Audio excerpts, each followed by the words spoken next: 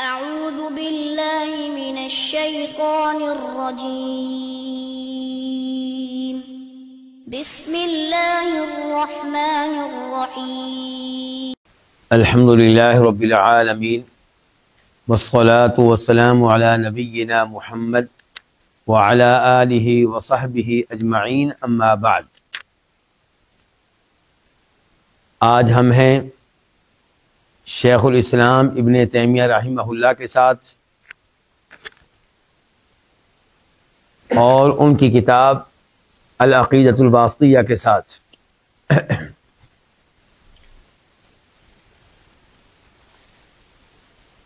آج کے درس میں فرماتے ہیں شیخ الاسلام، جب کہ وہ بیان کر رہے ہیں عقیدہ اہل سنہ کا، اہل الحدیث کا، وقد دخل ايضا فيما ذكرناه من الايمان به وبكتبه وبملائكته وبرسله الايمان بان المؤمنين يرونه يوم القيامه، کہ ہم تذکرہ کر چکے ہیں اللہ پہ ایمان لانے کا اور اللہ کی کتابوں پہ ایمان لانے کا اور اللہ کے فرشتوں پہ ایمان لانے کا اور اللہ کے رسولوں پہ ایمان لانے کا۔ کتنی چیزیں ہو گئیں؟ 4۔ الایمان باللہ، الایمان بالکتب، الایمان بالملائکہ، الایمان بالرسل۔ تو کہتے ہیں کہ یہ جو 4 چیزیں ہم ذکر کر چکے ہیں، ان 4 چیزوں میں یہ چیز بھی داخل ہے کہ الایمان، ایمان لانا، بأن المؤمنین، اس بات پہ کہ مومن لوگ یرونہ، اللہ تعالیٰ کا دیدار کریں گے، اللہ کو دیکھ سکیں گے، اللہ کی زیارت کریں گے یوم القیامہ، قیامت کے دن، عیانا بابصارہم، اپنی آنکھوں کے ساتھ، خواب میں نہیں، دل کے ساتھ نہیں، بلکہ آنکھوں کے ساتھ باقاعدہ۔ اس موضوع پہ گفتگو آگے کرنے سے پہلے ذرا اس بات پہ غور کریں کہ ابن تیمیہ کہہ رہے ہیں کہ اس بات پہ ایمان لانا کہ مومن لوگ روز قیامت اللہ کا دیدار کریں گے اپنی آنکھوں کے ساتھ، یہ الایمان باللہ کا حصہ ہے۔ یعنی کہ اگر آپ یہ کہتے ہیں کہ میرا اللہ پہ ایمان ہے، تو پھر اس بات پہ بھی ایمان لائیں کہ روز قیامت اللہ کا دیدار کر سکیں گے اہل جنت، اہل ایمان۔ یہ الایمان باللہ میں کیسے یہ چیز داخل ہو گئی؟ کیونکہ اللہ نے قرآن میں اس کی خبر دی ہے۔ اللہ کہہ رہا ہے کہ وجوہ یومئذ ناظرہ الی ربہا ناظرہ، سورہ قیامہ، کہ اس دن کئی چہرے تر و تازہ ہوں گے، اپنے رب کا دیدار کر رہے ہوں گے۔ تو اللہ نے یہ بات کہی ہے، بتائی ہے۔ اگر آپ کا اللہ پہ ایمان ہے تو اللہ کی اس بات پہ بھی ایمان لیں۔ اگر آپ اس بات کو نہیں مانتے، اس کا مطلب یہ ہے کہ آپ کا اللہ پہ صحیح معنوں میں ایمان نہیں ہے، کیونکہ اللہ پہ ایمان لانے کا مطلب ہے اللہ کے وجود پہ ایمان، اللہ کے ناموں پہ ایمان، اللہ کی صفات پہ ایمان، اللہ کے کلام پہ ایمان۔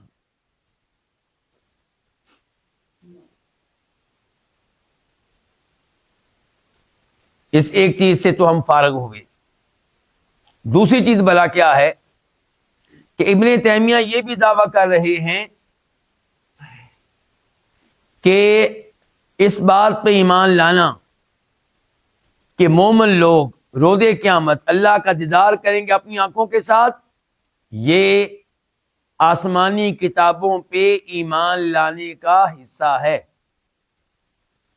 یعنی کہ اگر آپ یہ کہتے ہیں کہ میرا آسمانی کتابوں پہ ایمان ہے، قرآن پہ ایمان ہے، تو اس بات پہ بھی ایمان رکھیں کہ روز قیامت اہل ایمان اللہ کا دیدار کریں گے۔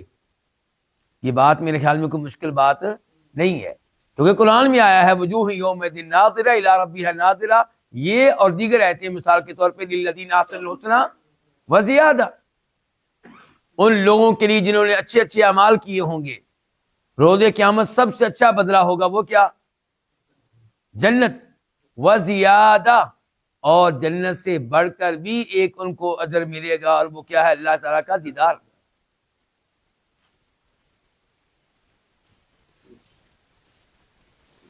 پھر ابن تیمیہ رحمہ اللہ نے ایک تیسرا دعویٰ کیا، اور وہ یہ کہ اس بات پہ ایمان لانا کہ روز قیامت اہل ایمان اللہ کا دیدار کر سکیں گے، یہ الایمان بالملائکہ کا بھی حصہ ہے۔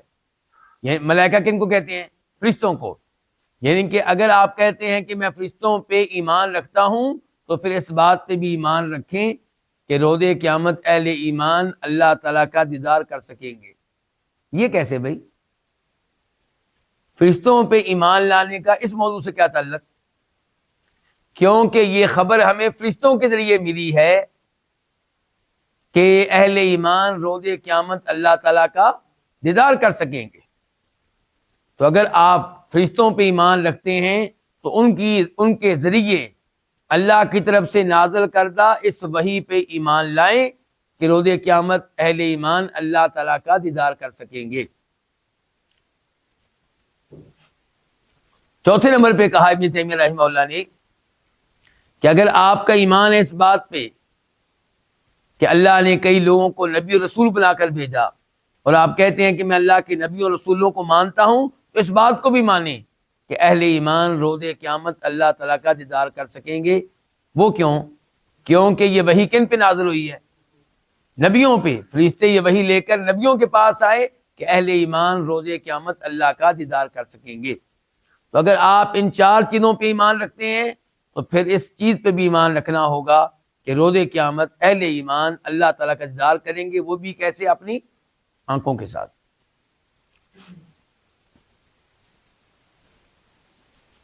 کما یرون الشمس، جیسے وہ دیکھتے ہیں سورج کو، سہون لیس بہا سحاب، جبکہ سورج کیسا ہو؟ کسی رکاوٹ کے بغیر ہو، مطلع بالکل صاف ہو،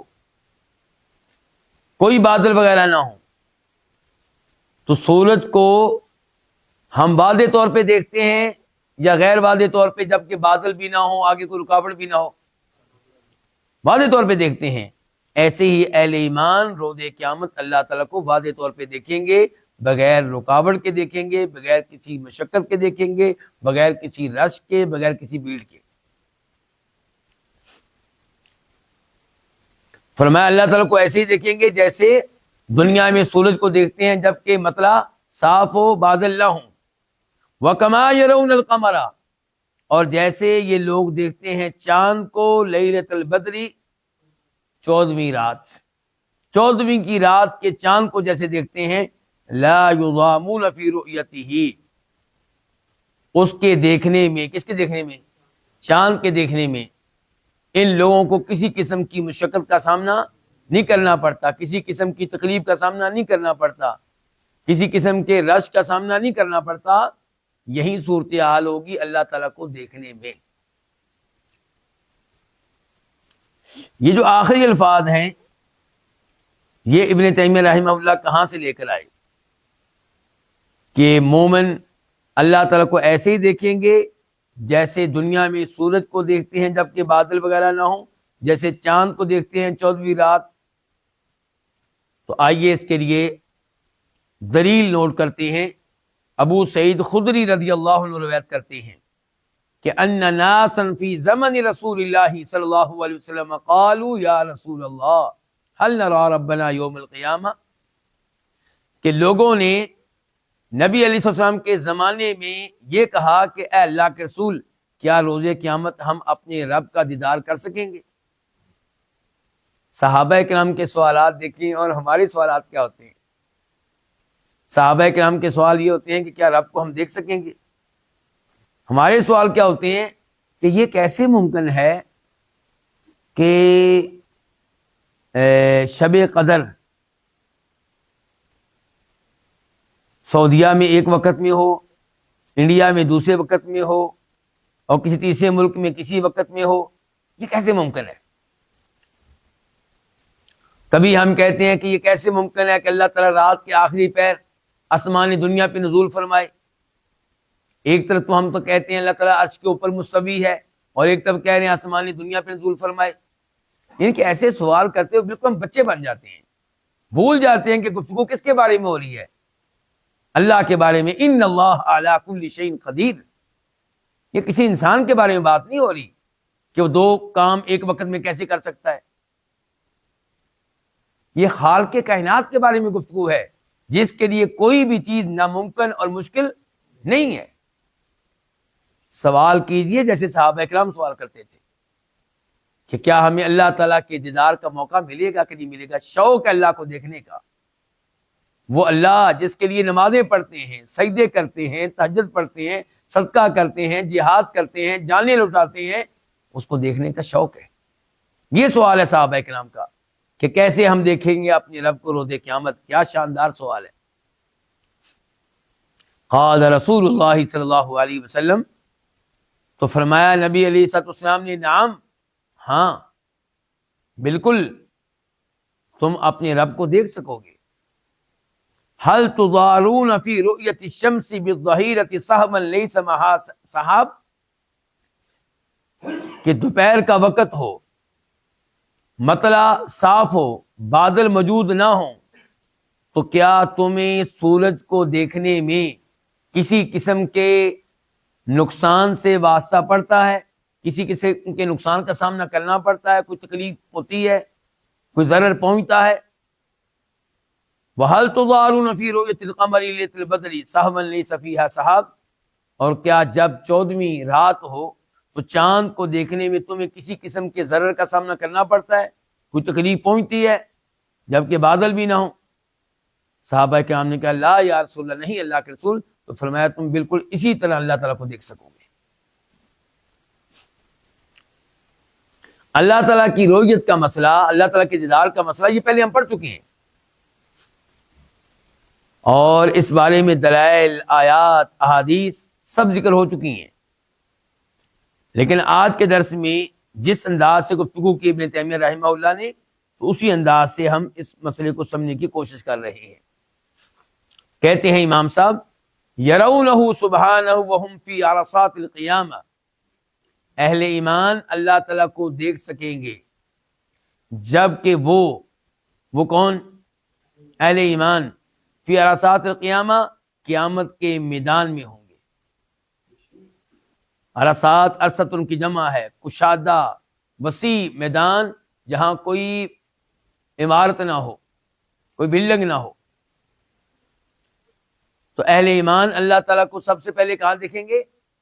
میدان میں۔ ثم یرونہ بعد دخول الجنہ، پھر اللہ تعالیٰ کو دیکھیں گے جنت میں داخل ہو جانے کے بعد، کما یشاء اللہ تعالی، کیسے دیکھیں گے؟ جیسے اللہ تعالیٰ چاہے گا۔ جیسے اللہ تعالیٰ چاہے گا، یعنی کہ ہم اللہ تعالیٰ کو کیسے دیکھیں گے اس کی کیفیت ہم نہیں جانتے۔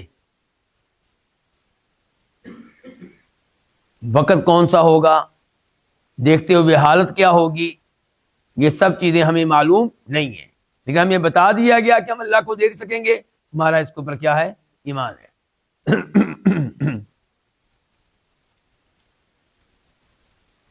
یہ گفتگو امام ابن تیمیہ رحمہ اللہ کی جو بھی ہم نے پڑھی ہے، اس سے آپ کو کیا لگا کہ اللہ تعالیٰ کو کون دیکھ سکیں گے؟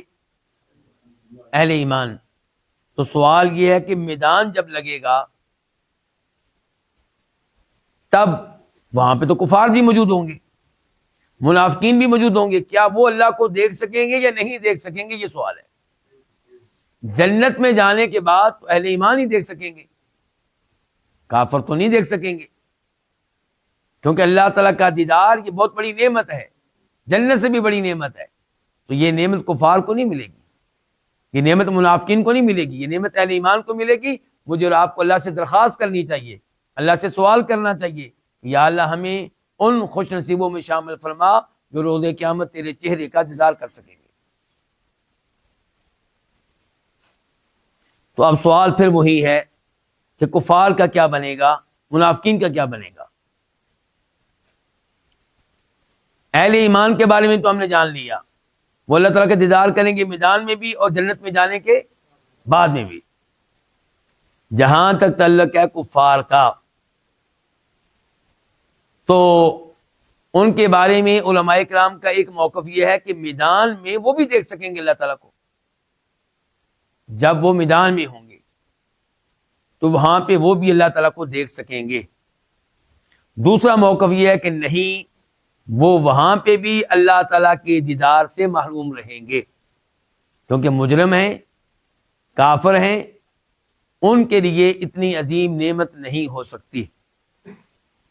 اور اللہ تعالیٰ فرماتے ہیں سورہ مطففین میں آیت نمبر 15 میں 15 میں، کلا انہم عن ربہم یومئذ محجوبون، یقیناً یہ لوگ جن کے کفار کا تذکرہ ہو رہا ہے، یہ لوگ اس دن، کس دن؟ قیامت کے دن اپنے رب سے حجاب میں رہیں گے، یعنی کہ اللہ تعالیٰ کو دیکھ نہیں سکیں گے، ان کو اللہ تعالیٰ سے حجاب میں رکھا جائے گا، اللہ تعالیٰ کی زیارت کا موقع ان کو نہیں دیا جائے گا۔ اور یہ گفتگو کس دن کے بارے میں ہو رہی ہے؟ قیامت کے دن کے بارے میں ہو رہی ہے۔ تو اس سے یہی لگتا ہے کہ کافر لوگ اللہ تعالیٰ کا دیدار نہیں کر سکیں گے۔ جن علماء کرام کا یہ موقف ہے کہ وہاں پہ یہ بھی دیدار کر سکیں گے، وہ کہتے ہیں یہ دیدار ان کے لیے وہاں نعمت نہیں ہوگا، یہ ان کے لیے بھی وہاں پہ عذاب ہی ہوگا، ان کے لیے دیکھنا، کیونکہ اللہ تعالیٰ ان پہ ناراض ہوگا، اللہ تعالیٰ ان پہ کیا ہوگا؟ ناراض ہوگا۔ اب رہ گئے منافقین، ان کی کیا صورتحال ہے؟ ان کے بارے میں علماء کرام نے یہ موقف اپنایا ہے دلائل کا جائزہ لینے کے بعد کہ میدان میں وہ بھی اللہ تعالیٰ کو دیکھ سکیں گے، کیونکہ اس وقت تک وہ کن میں شمار ہوں گے؟ مسلمانوں میں شمار ہوں گے، پھر اللہ تعالیٰ ان کو دیکھنے کا موقع نہیں دے گا، اور اس کے بعد وہ اللہ تعالیٰ کا دیدار نہیں کر سکیں گے اور اس نعمت سے محروم رہیں گے۔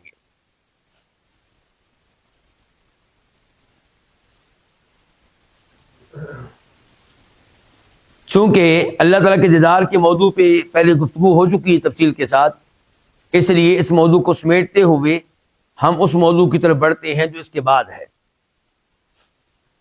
امام صاحب فرماتے ہیں فصل وَمِنَ الْإِيمَانِ بِالْيَوْمِ الْآخِرِ الْإِيمَانُ بِكُلِّ مَا أَخْبَرَ بِهِ النَّبِيُّ صلی اللہ علیہ وسلم، آخرت پہ ایمان لانے میں یہ چیز بھی شامل ہے کہ آپ ہر اس چیز پہ ایمان لائیں جس کے بارے میں نبی علیہ الصلوۃ والسلام نے خبر دی ہے، ان چیزوں میں سے جو موت کے بعد واقع ہوں گی۔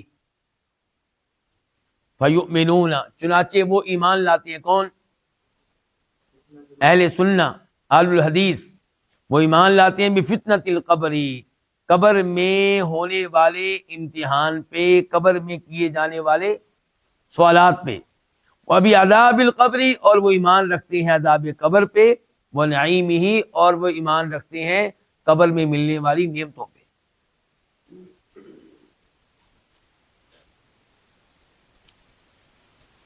ابن تیمیہ رحمہ اللہ نے ایک تو یہ واضح کیا کہ اگر آپ کہتے ہیں میرا آخرت پہ ایمان ہے، تو آخرت پہ ایمان میں یہ چیز داخل ہے کہ جتنی بھی چیزیں نبی علیہ السلام نے بتائی ہیں کہ جو مرنے کے بعد ہوں گی، ان میں سے ایک ایک چیز پہ ایمان لائیں۔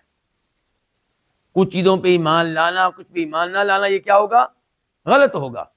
مثال کے طور پہ قبر میں کیے جانے والے سوالات پہ آپ ایمان لائیں، قبر میں ملنے والے عذاب پہ آپ ایمان لائیں، قبر میں ملنے والی نعمتوں پہ ایمان لائیں، روز قیامت جو جہنم کے اوپر پل رکھا جائے گا اس پہ ایمان لائیں، جو ترازو وہاں پہ قائم کیا جائے گا اس پہ ایمان لائیں، وہاں پہ اعمال نامے دیے جائیں گے، کسی کو دائیں ہاتھ میں کسی کو بائیں ہاتھ میں، اس پہ آپ ایمان لائیں۔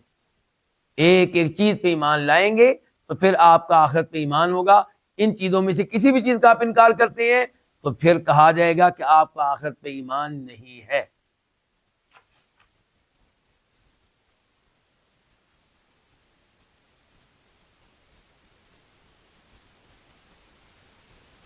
ابن تیمیہ کہتے ہیں فَيُؤْمِنُونَ، چنانچہ اہل السنہ، اہل الحدیث ایمان لاتے ہیں بفتنۃ القبر، قبر میں کیے جانے والے سوالات میں۔ فتنہ سے مراد یہاں پہ کیا؟ امتحان، سوالات جو قبر میں ہوں گے۔ اچھا، یہ ایک چیز ہو گئی۔ نمبر 2، عذاب قبر پہ ایمان لائیں کہ کئی لوگوں کو قبر میں عذاب ملے گا۔ نمبر 3، وَنَعِیمِهِ، اور اس بات پہ ایمان لائیں کئی لوگوں کو قبر میں کیا ملے گی؟ نعمتیں ملیں گی. فَأَمَّا الْفِتْنَةُ، جہاں تک تعلق ہے قبر میں ہونے والے امتحان کا، قبر میں کیے جانے والے سوالات کا، تو ابن تیمیہ کہتے ہیں فَإِنَّ النَّاسَ يُمْتَحَنُونَ فِي قُبُورِهِمْ، یقیناً لوگوں کا امتحان ہوگا، ان کی آزمائش ہوگی ان کی قبروں میں. فَيُقَالُ، چنانچہ کہا جائے گا، لِلرَّجُلِ، آدمی سے، مَن رَّبُّکَ، تیرا رب کون ہے، وَمَا دِینُکَ، اور تیرا دین کیا ہے، وَمَن نَبِیُّکَ، اور تیرے نبی کون ہے. قبر میں کیے جانے والے سوالات کو ابن تیمیہ نے کیا نام دیا؟ فتنہ. اور فتنہ کا معنی کیا ہے یہاں پہ؟ امتحان ہوگا، سوالات ہوں گے. اس بارے میں ایک حدیث آپ کے سامنے رکھنا چاہوں گا. بخاری شریف کی حدیث ہے، نمبر ہے 8686.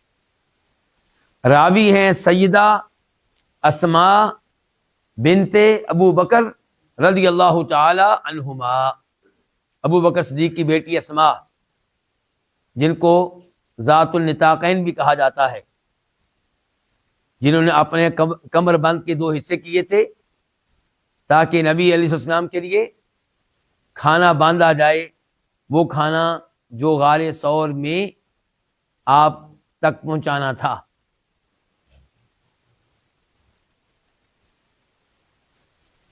یہ اسماء کہتی ہیں کہ میں اپنی بہن سیدہ عائشہ کے گھر میں آئی تو لوگ نماز پڑھ رہے تھے، نبی علیہ السلام نماز پڑھا رہے تھے اور لوگ آپ کے پیچھے نماز پڑھ رہے تھے، جبکہ وہ 5 اوقات کی جو نمازیں ہیں ان کا وقت نہیں تھا. تو وہ دراصل میں کون سی نماز تھی؟ نماز کسوف، سورج گرہن کی نماز. نبی علیہ السلام اور صحابہ کرام سورج کو گرہن لگنے کے موقع پہ نمازوں کا اہتمام کرتے تھے، استغفار کرتے تھے، توبہ کرتے تھے، صدقہ کرتے تھے، تکبیرات کہتے تھے. اور آج کے لوگ سمجھتے ہیں کہ یہ پکنک منانے کا وقت ہے.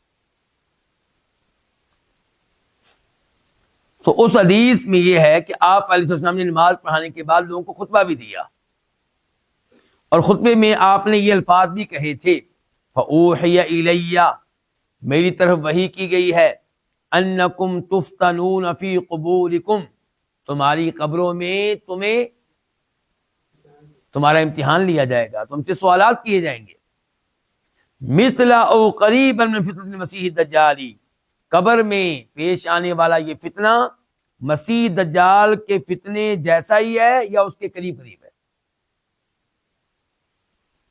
یقال، کہا جائے گا، ما علمک بہذا الرجل، اس آدمی کے متعلق تمہارا عقیدہ کیا ہے، تمہاری معلومات کیا ہیں، تمہاری رائے کیا ہے. اور اس آدمی سے مراد کون ہے جناب؟ محمد رسول اللہ صلی اللہ علیہ وسلم. فَأَمَّا الْمُؤْمِنُ، جہاں تک تعلق ہے مؤمن کا، فَيَقُولُ، تو وہ کہے گا، هُوَ محمد الرسول اللہ، یہ تو محمد ہیں، یہ تو اللہ کے رسول ہیں علیہ الصلوۃ والسلام. جاءنا بالبینات والہدی، یہ ہمارے پاس وعدے دلائل لے کر آئے، ہدایت لے کر آئے، قرآن لے کر آئے. ہدایت سے مراد کیا؟ قرآن. فَأَجَبْنَا، تو ہم نے ان کی دعوت کو قبول کیا. وَاتَّبَعْنَا، اور ہم نے ان کی اتباع کی، ان کی پیروی کی. ہوا محمد، یہ محمد ہیں صلی اللہ علیہ وسلم.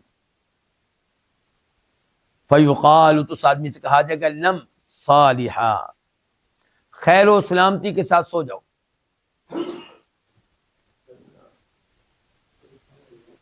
یرحمک اللہ.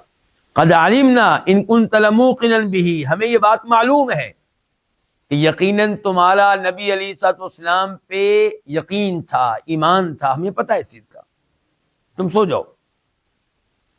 وَأَمَّا الْمُنَافِقُ وَالْمُرْتَابُ، جہاں تک تعلق ہے منافق کا یا اس پہ یا اور اس شخص کا جس کا شک و شبہ تھا، جسے اللہ تعالیٰ پہ یقین نہیں تھا بلکہ شک تھا کہ اللہ ہے، جسے نبی علیہ السلام پہ یقین نہیں تھا بلکہ شک تھا کہ شاید یہ رسول ہوں، جسے آخرت پہ یقین نہیں تھا بلکہ شک تھا شاید قیامت آئے، جسے عذاب قبر عذاب جہنم کے بارے میں یقین نہیں تھا بلکہ شک تھا کہ شاید یہ ہوتا ہو. تو یہ جو شک کرنے والا آدمی ہے فیقول، تو یہ کہے گا جب سوال ہوگا اللہ کے نبی کے بارے میں، کہے گا لا ادری، مجھے ان کے بارے میں کچھ نہیں پتا.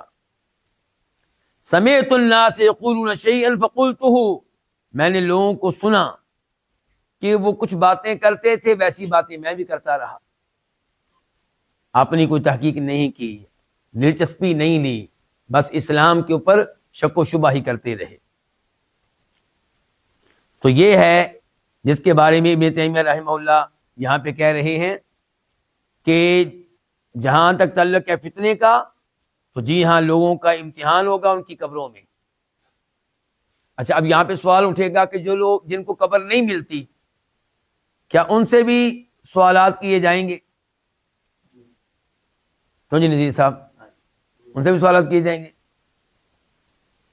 جی ہاں، جو جہاں پہ ہے وہ اس کی قبر ہے. اگر کسی کو بڑی مچھلی نے پکڑ لیا ہے اور اس کے پیٹ میں ہے، تو مچھلی کا پیٹ ہی اس کی قبر ہے. کسی کو آگ میں جلایا گیا جیسے ہندو جلاتے ہیں، اور پھر اس کی راکھ کو کہیں رکھ دیا گیا، کہیں پھینک دیا گیا، کہیں اڑا دیا گیا، جدھر وہ پہنچے گی راکھ، جدھر وہ جائے گا وہ اس کی قبر ہے. تو قبر میں لوگوں کا امتحان ہوتا ہے، ان سے سوالات کیے جاتے ہیں، اور یہ بڑا ہی خطرناک مرحلہ ہے.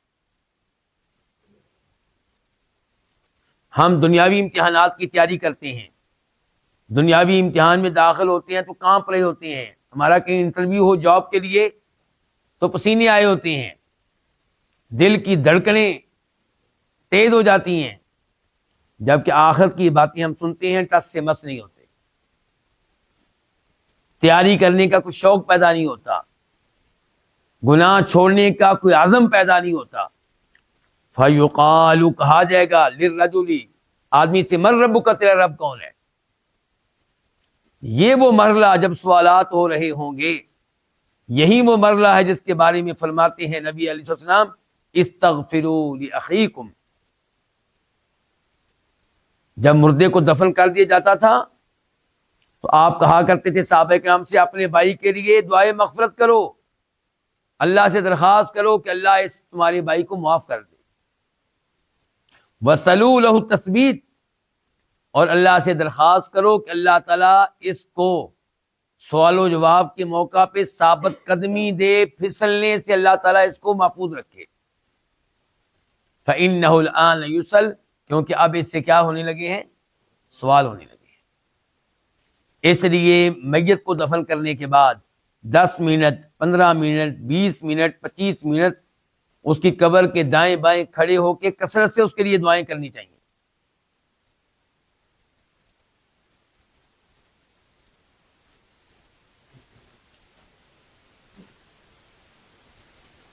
ابن تیمیہ رحمہ اللہ فرماتے ہیں، فَيُثَبِّتُ اللَّهُ الَّذِينَ آمَنُوا بِالْقَوْلِ الثَّابِتِ فِي الْحَيَاةِ الدُّنْيَا وَفِي الْآخِرَةِ. جب یہ سوالات ہوتے ہیں تیرا رب کون ہے، تیرا دین کیا ہے، تیرے نبی کون ہے، تو اللہ تعالی مضبوطی سے قائم رکھتا ہے، مضبوطی کے ساتھ قائم رکھتا ہے ان لوگوں کو جو ایمان لائے. بالقول الثابت، کس کے ساتھ؟ مضبوط قول کے ساتھ. دنیاوی زندگی میں بھی اللہ ان کو قائم رکھتا ہے، وہ فی الآخرت، اور آخرت میں بھی. یہ اصل میں کیا ہے؟ قرآن کریم کی آیت، بس اس کے اوپر فا داخل کر دی ہے ابن تیمیہ رحمہ اللہ نے، اور اپنے عقیدے کا حصہ بنا دیا اس کو. تو پتہ چلا ابن تیمیہ رحمہ اللہ نے کوشش کی ہے کہ اس کتاب میں ذکر کیا ہوا عقیدہ قرآن و حدیث پہ مشتمل ہو. تو یہاں پہ صرف فا داخل کر کے پوری آیت کو انہوں نے عقیدے کا حصہ بنا دیا. یہ ہے سورہ ابراہیم آیت نمبر 27 آیت ہے یثبت اللہ، انہوں نے کیا بنا دیا؟ فیثبت اللہ. ان کے اس کے بعد کیا ہوگا؟ آئیے اب اس آیت کے اوپر غور کرتے ہیں. اس آیت میں اللہ تعالیٰ کہہ رہے ہیں کہ اللہ تعالیٰ اہل ایمان کو استقامت دیتا ہے، پھسلنے سے بچاتا ہے. کس کے ذریعے؟ بالقول الثابت، ایک مضبوط قول کے ذریعے. اس مضبوط قول سے کیا مراد ہے؟ کلمہ توحید، اشہد ان لا الہ الا اللہ واشہد ان محمدا عبدہ ورسولہ. اس لیے مجھے اور آپ کو چاہیے کلمہ توحید بار بار پڑھا کریں، اور جب بھی پڑھیں دھیان سے پڑھیں، توجہ سے پڑھیں۔ یہ کلمہ توحید دنیا میں انسان کو گمراہی سے بچاتا ہے اور قبر میں بھی پھسلنے سے بچاتا ہے، یہ اللہ کہہ رہے ہیں۔ اور یہ جو میں نے کہہ دیا ہے کہ القول الثابت سے مراد یہاں پہ یہ کلمہ ہے، یہ بغیر دلیل کے نہیں کہا، اس کی بھی دلیل ہے۔ یہ حدیث ہے آپ کے سامنے، بخاری شریف کی حدیث کے الفاظ پڑھنے لگا ہوں۔ 4699 4699 راوی ہے برا بن عازب، المسلم اذا سئل فی القبر، مسلمان سے جب قبر میں سوالات ہوتے ہیں، یشہد ان لا الہ الا اللہ وان محمد رسول اللہ، وہ شہادت دیتا ہے کہ اللہ کے علاوہ کوئی معبود برحق نہیں اور بے شک محمد اللہ کے رسول ہیں، فذلک قولہ، تو فرماتے ہیں نبی علیہ السلام یہی مطلب ہے اس آیت کا کہ یثبت اللہ الذین آمنوا بالقول الثابت، کہ اللہ تعالیٰ اہل ایمان کو مضبوط قول کے ساتھ استقامت دیتا ہے، پھسلنے سے بچاتا ہے۔ اور پھر مسلم شریف میں جب یہی حدیث آئی، نمبر ہے وہاں پہ 2871 تو وہاں پہ الفاظ کچھ یوں ہیں کہ یثبت اللہ الذین آمنوا بالقول الثابت، اللہ تعالیٰ اہل ایمان کو قول ثابت کے ذریعے، مضبوط قول کے ذریعے استقامت دیتا ہے، پھسلنے سے بچاتا ہے۔ کہتے ہیں نبی علیہ السلام نزلت فی عذاب القبر، یہ آیت نازل ہوئی ہے کس کے بارے میں؟ عذاب قبر کے بارے میں۔ فیقال لہ، چنانچہ اس سے کہا جاتا ہے مر ربک، تیرا رب کون ہے؟ یعنی قبر والے سے کہا جاتا ہے تیرا رب کون ہے؟ فیقول، تو اگر وہ مومن ہے تو کہتا ہے ربی اللہ، میرا رب کون ہے؟ اللہ۔ والنبی محمد، اور میرے نبی محمد ہیں۔ فذلک قولہ، تو یہ مفہوم ہے، یہ تفسیر ہے، یہ مطلب ہے اللہ کے فرمان کا کہ یثبت اللہ الذین آمنوا بالقول الثابت فی الحیات الدنیا فی الآخرہ۔ اس ایسے سے پتہ چلا کلمہ توحید انسان کو دنیا میں بھی پھسلنے سے بچاتا ہے۔ دیکھ لیں بلال کو رضی اللہ عنہ، کتنی ماریں کھائی ہیں، پھسلے نہیں ہیں۔ عمار بن یاسر کو دیکھ لیں، ان کی والدہ سمیہ رضی اللہ عنہ کو دیکھ لیں، ان لوگوں کے ساتھ بہت برا سلوک کیا گیا ہے، لیکن یہ ایمان پہ قائم و دائم رہے، کیونکہ اس کے پیچھے کیا تھا؟ کلمہ توحید، لا الہ الا اللہ، اشہد ان لا الہ الا اللہ۔ تو توحید کے فائدے دنیا میں بھی ہیں اور آخرت میں بھی ہے، اور آخرت میں یہی کلمہ اللہ کے فضل و کرم سے مجھے اور آپ کو پھسلنے سے بچائے گا۔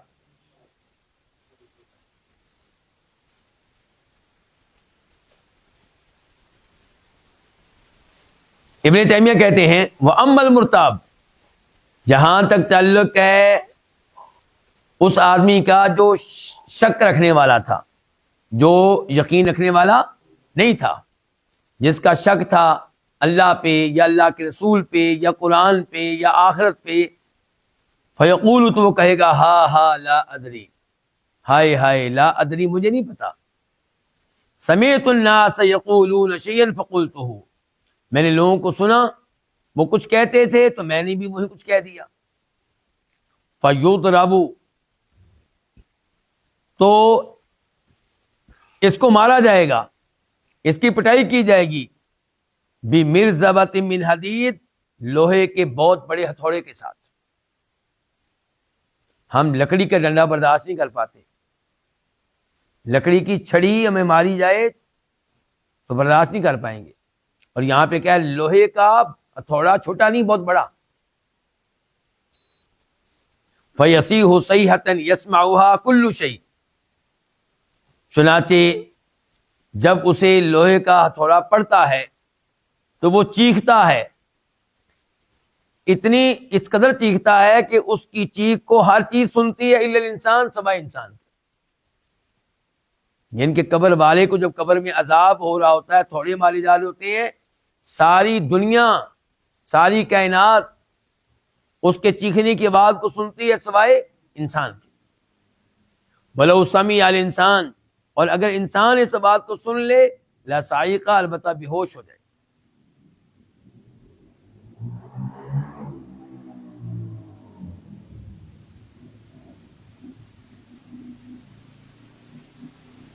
ثم بعد هذه الفتنہ، اس فتنے کے بعد، اس سوال و جواب کے مرحلے کے بعد، اما نعیم، یا نعمتیں ملتی ہیں، و اما عذاب، یا عذاب ملتا ہے. الی ان تقوم قیامت الکبریٰ، یہ سلسلہ کب تک جاری رہے گا نعمتوں کا یا عذاب کا؟ یہاں تک کہ بڑی قیامت قائم ہو جائے. کون سی قیامت؟ چھوٹی قیامت کون سی ہوتی ہے؟ فرماتے ہیں نبی علیہ السلام، جو مر گیا اس کی قیامت قائم ہو گئی. اس کو کہتے ہیں القیامت الصغریٰ، چھوٹی قیامت. موت آ جانا چھوٹی قیامت ہے، جو مر گیا اس کی قیامت آ گئی. بڑی قیامت وہ ہے کہ جب سب کو فوت کیا جائے گا اور پھر سب کو اٹھایا جائے گا. فَتُعَادُ الْأَرْوَاحُ إِلَى الْأَجْسَادِ، تو روحیں جسموں میں لوٹا دی جائیں گی.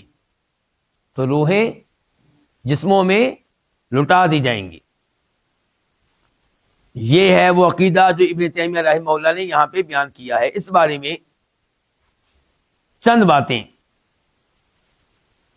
ایک تو یہ ہے کہ آخرت سے تعلق رکھنے والے بہت سے امور کا گمراہ فرقے انکار کرتے ہیں. مثال کے طور پہ معتزلی لوگ، عقل پرست اور فلسفی، یہ انکار کرتے ہیں. مثال کے طور پہ قبر میں سوال و جواب کا، قبر میں ملنے والی نعمتوں کا، قبر میں ملنے والے عذاب کا، جہنم میں رکھے جانے والے، جہنم پہ رکھے جانے والے پل کا، ترازو کا.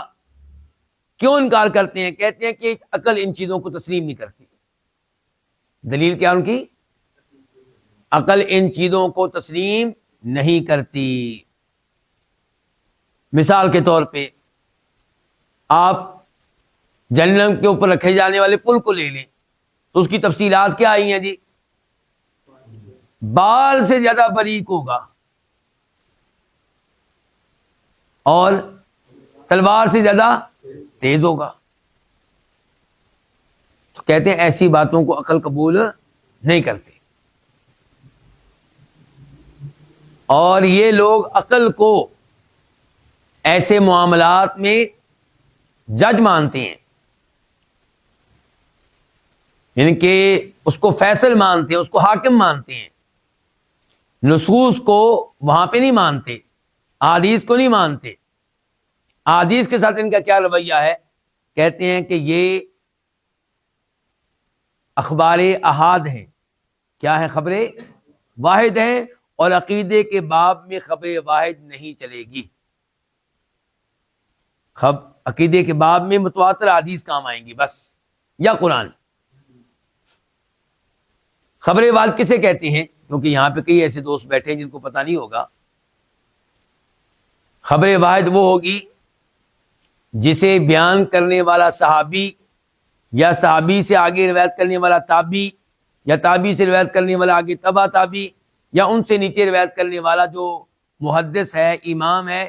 ان میں سے کوئی ایک ہی ہو، یا دو ہوں، یا تین ہوں، یا چار ہوں. وہ چاہتے ہیں ایسی حدیث ہو جس کو بیان کرنے والے کوئی 30-40 صحابہ ہوں. ایک صحابی نہ ہو بلکہ 30-40 ہوں، اور صحابی سے روایت کرنے والے آگے تابعی جو ہیں وہ بھی 30-40-50 ہوں. پھر آگے نیچے روایت کرنے والے بھی 30-40-50 ہوں، پھر اس سے نیچے روایت کرنے والے 30-40-50 ہوں. کہتے پھر یقین آئے گا. عقیدے کا معاملہ کہتے ہیں بڑا حساس ہے، بڑا نازک ہے. ایک صحابی کی بیان کرنے پہ ہم کیسے عقیدہ مان لیں؟ اللہ ان لوگوں کو ہدایت دے. انہوں نے امت کو گمراہ کرنے کے لیے کیا کیا طریقے ڈھونڈے. نبی علیہ الصلوۃ والسلام جب اللہ کی طرف سے دین لے کر آئے تھے، آپ اکیلے تھے کہ 40-50 نبی اکٹھے آئے تھے؟ تو کبھی آپ نے سنا ہو کہ اہل مکہ نے یا مسلمانوں نے کہا ہو کہ ہم کیسے آپ کو مان لیں، آپ اکیلے ہی ہیں؟ چاہیے یہ تھا کہ اللہ تعالیٰ آپ کے ساتھ 40-50 رسول اور بھیجتا، پھر ہم عقیدہ مانتے جو عقیدہ آپ دے رہے ہیں. اکیلے محمد رسول اللہ کا دیا گیا عقیدہ انہوں نے مانا، صلی اللہ علیہ وسلم، اور محمد رسول اللہ کے پاس لانے والا عقیدہ قرآن، وہ بھی اکیلا فرشتہ کون؟ جبریل علیہ السلام۔ اللہ کے رسول نے بھی یہ نہیں کہا یار مجھے یقین نہیں آ رہا تیری باتوں پہ، وہ اکیلا ہی ہے، کہیں گڑبڑی نہ کر رہا ہو، 30 40 50 فرشتے ساتھ اور ہونے چاہیے۔ اور پھر یہ دیکھیں کہ نبی علیہ الصلوۃ والسلام مختلف شہروں میں ایک ہی آدمی کو حکمران بنا کے، گورنر بنا کر بھیجتے تھے اور کہتے تھے تو نے سب سے پہلے ان کو عقیدہ سکھانا ہے۔ بخاری شریف کی حدیث ہے، عبداللہ ابن عباس کہتے ہیں معاذ بن جبل کو بھیجا، معاذ ایک سائڈ پہ گئے، وہ مسچری یمن کے دوسرے علاقے میں گئے، دونوں الگ الگ علاقے میں گئے، اکیلا آدمی گیا ہے، نہ آپ نے ان کے ساتھ 40 50 آدمی بھیجے کہ عقیدے کا مسئلہ ہے، نہ اہل یمن نے آگے سے اعتراض کیا بھی تو اکیلا آدمی ہے، تیری بات ہم کیسے مان لیں۔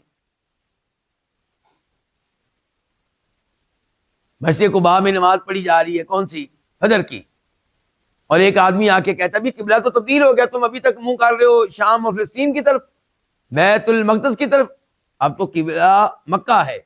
صحابہ کرام نے ایک آدمی پہ یقین کرتے ہوئے نماز کے دوران قبلہ تبدیل کیا اپنا۔ تو اصل بات یہ ہے کہ حدیث ثابت ہو، چاہے بیان کرنے والا راوی ایک ہو۔ اچھا، انہوں نے احادیث کو رد کر دیا کہ عقیدے کے باب میں ہم ایسی حدیث قبول نہیں کرتے، اور آیات کی باری آئی، جب ہم نے آیتیں پیش کی، آیات کی باری آئی تو آیات کی تعویلیں کی، ان کا معنی بگاڑا، تحریف کی۔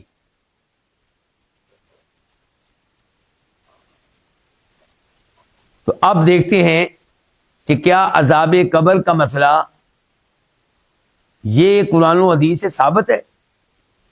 امام بخاری رحمہ اللہ نے صحیح بخاری میں عذاب قبر کا تذکرہ کرنے سے پہلے قرآن کریم کی بہت سی آیات ذکر کی ہیں، اور دیگر علماء کرام بھی یہ آیات ذکر کرتے ہیں۔ میں ان میں سے چند آیتیں آپ کے سامنے رکھوں گا۔ مثال کے طور پہ یہ آیت سورہ غافر، جس کو سورہ مومن بھی کہتے ہیں، آیت نمبر 46 تذکرہ ہو رہا ہے فرعون اور آل فرعون کا۔ تذکرہ کس کا ہو رہا ہے؟ فرعون اور آل فرعون کا۔ النار یعرضون علیہا غدوا وعشیا، اللہ تعالیٰ کہہ رہے ہیں کہ ان لوگوں کو، کن لوگوں کو؟ فرعون اور آل فرعون کو، فرعون اور آل فرعون کو پیش کیا جاتا ہے آگ کے سامنے، صبح و شام پیش کیا جاتا ہے۔ اچھا، ہم کہتے ہیں اس جملے سے مراد ہے قبر کا عذاب، اور ہو سکتا ہے کہ جو قبر کے عذاب کو تسلیم نہیں کرتے وہ کہیں کہ اس سے مراد ہے کہ یہ عذاب ان کو ہوگا روز قیامت، آخرت کے دن۔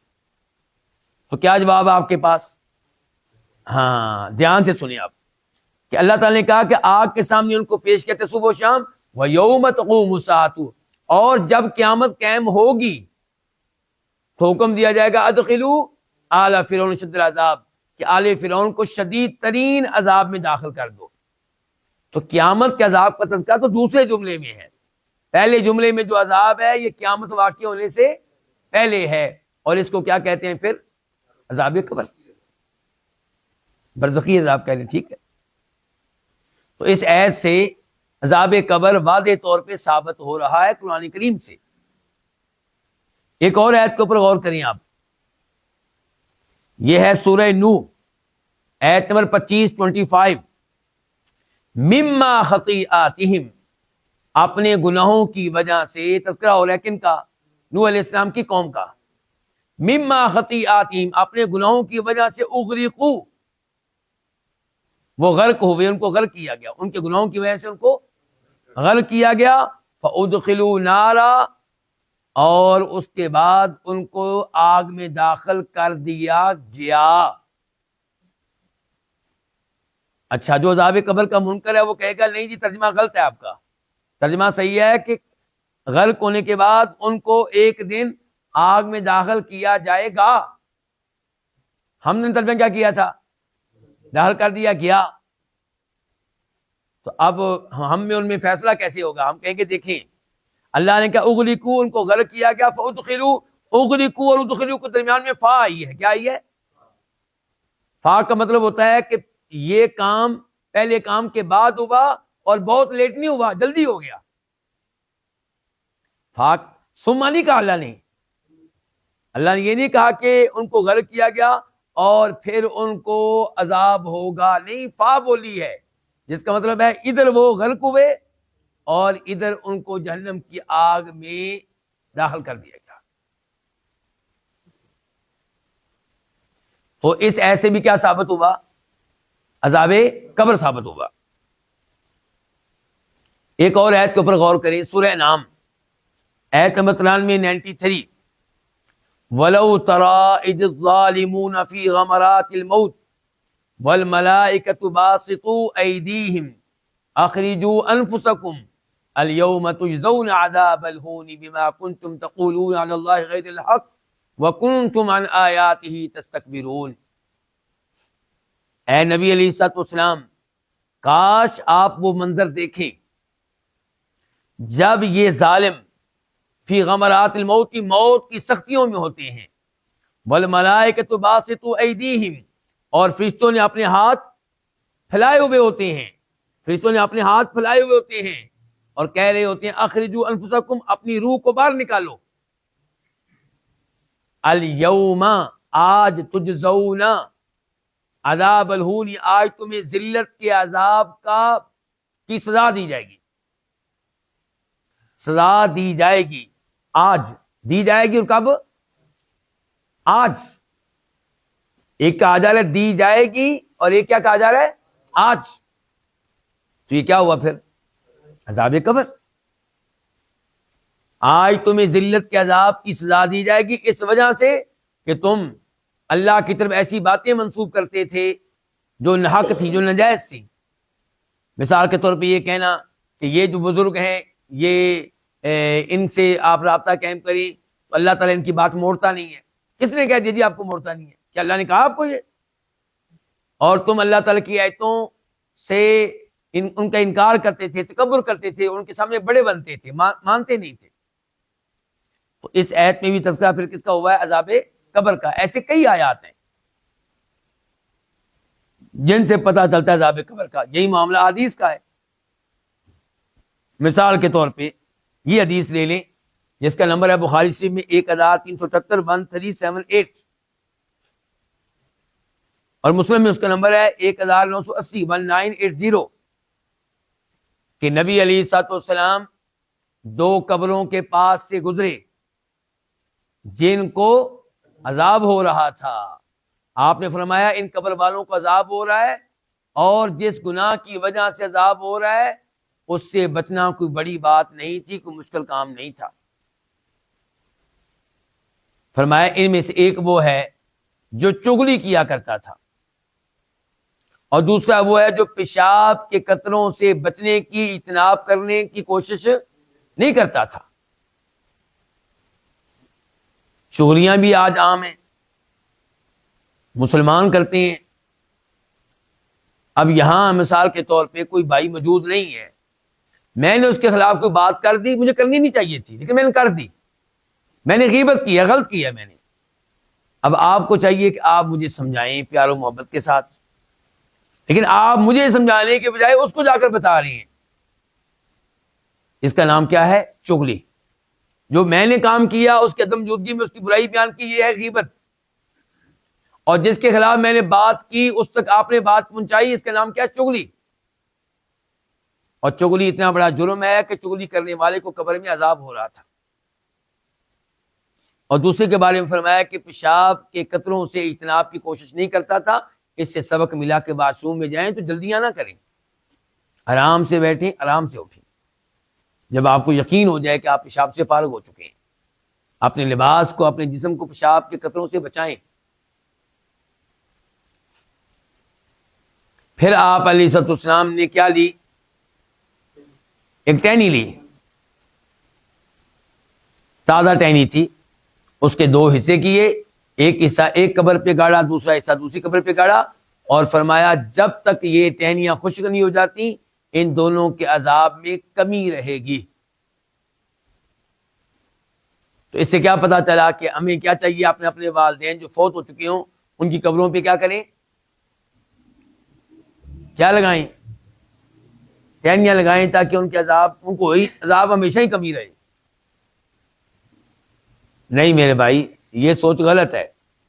یہ سوچ کیا ہے؟ غلط ہے. عذاب میں کمی ٹہنیوں کی وجہ سے نہیں ہو رہی تھی. عذاب میں کمی نبی علیہ السلام کی دعا کی وجہ سے ہو رہی تھی، آپ کی شفاعت کی وجہ سے. ٹہنیاں علامت تھی، نشانی تھی کہ اس عذاب میں کمی کب تک رہے گی، ورنہ ٹہنیاں عذاب کی کمی میں سبب اور ذریعہ نہیں ہے. تو عذاب قبر پہ دلالت کرنے والی احادیث تو بہت زیادہ ہیں. اسی لیے ہم تحیات میں کیا پڑھتے ہیں؟ اللہم انی اعوذ بک من عذاب القبر. اے اللہ، میں قبر کے عذاب سے بچنے کے لیے اپنے آپ کو تیری پناہ میں دیتا ہوں. جنازے میں ہم کیا دعا پڑھتے ہیں؟ اعیذہ من عذاب القبر ومن عذاب النار، کہ اے اللہ اس میت کو عذاب قبر سے، عذاب جہنم سے محفوظ رکھنا. تو عذاب قبر کے بارے میں احادیث بہت زیادہ ہیں. یہاں پہ ابن تیمیہ رحمہ اللہ نے کہا فتعاد الارواح للاجساد، کہ روز قیامت روحیں جسموں میں داخل کر دی، لٹا دی جائیں گی.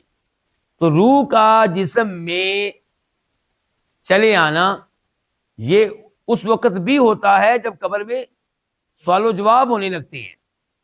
ابو داؤد شریف کی حدیث نمبر 4753 4753، وہ اگر آپ پڑھیں گے تو آپ کو پتا چلے گا. برا بن عازب کی روایت کردہ حدیث ہے کہ سوال و جواب ہونے سے پہلے روح کو جسم میں لٹا دی جاتا ہے، لیکن قبر میں تو مردہ وہاں پہ زندہ ہو جاتا ہے، چاہے وہ مسلمان ہو چاہے کافر ہو. قبر میں مردہ زندہ ہو جاتا ہے، چاہے مسلمان ہو چاہے کافر ہو. تو پھر آپ لوگ کیوں لوگوں کو روکتے ہیں جب لوگ قبر پہ آ کے بزرگ کو کہتے ہیں کہ آپ ہمارے لیے دعا کریں؟ آپ کہتے ہیں کہ جناب وہ سنتا نہیں، جبکہ حدیث میں آ چکا ہے روح لٹا دی گئی، زندہ تو وہ ہو چکا. تو وہ زندگی دنیاوی زندگی نہیں ہے، وہ برزخی زندگی ہے، قبر کی زندگی ہے. اس زندگی کا اس زندگی سے کوئی تعلق واسطہ نہیں ہے. اسی لیے تو اللہ تعالیٰ کہتے ہیں وما انت بمسمع من فی القبور، جو بھی قبروں میں ہیں آپ لوگ انہیں اپنی آواز نہیں سنا سکتے. انک لا تسمع الموتى، فوت شدگان کو آپ لوگ اپنی آواز نہیں سنا سکتے. البتہ یہ بات صحیح حدیث سے ثابت ہے کہ جب مردے کو دفن کر کے ہم واپس آ رہے ہوتے ہیں تب وہ ہمارے قدموں کی آہٹ کو سنتا ہے. اور وہاں پہ بھی یہ کہا گیا ہمارے قدموں کی آہٹ کو سنتا ہے، یہ نہیں کہا گیا ہمارے رونے کی آواز کو سنتا ہے، ہم اس کے اوپر رو رہے ہوتے ہیں.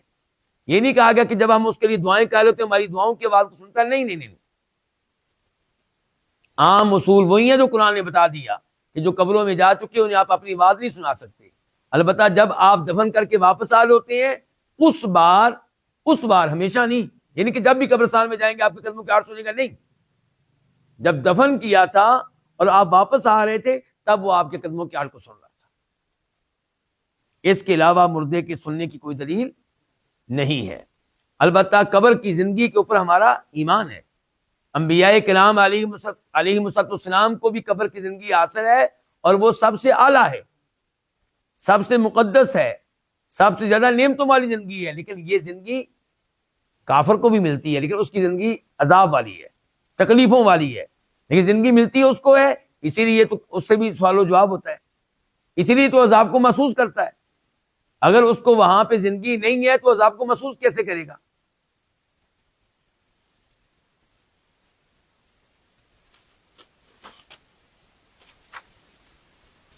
اس کے ساتھ ہی یہاں پہ ہم اپنے آج کے درس کا اختتام کرتے ہیں، اور اللہ رب العزت سے دعا کرتے ہیں کہ اللہ تعالیٰ ہمیں صحیح معنوں میں عقیدہ سیکھنے کی توفیق عنایت فرمائے، عقیدہ پہ ایمان لانے کی توفیق بخشے. وصلی اللہ تعالی علی نبینا محمد وعلی آلہ وصحبہ اجمعین.